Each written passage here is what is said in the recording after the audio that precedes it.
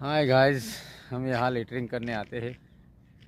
फिर यहाँ हमारा वो जो विमान उतरता है, तो ये है रोड, वो विमान का उतरने का बनाया हुआ है। और हमारा गांव है डबोड़ा, तो यहाँ उतरते हैं। अभी नरेंद्र मोदी उतरे थे यहाँ, तो कितने बनाए देखो, ये एक है और ये दूसरा है और वो रहा तीसरा। तीन तीन बनाए हैं हमारे गांव में उतरने के लिए। तो यहाँ मोदी जी उतरे थे तो बहुत मज़ा आई थी। लेकिन देखो, इसकी कोई वैल्यू नहीं है।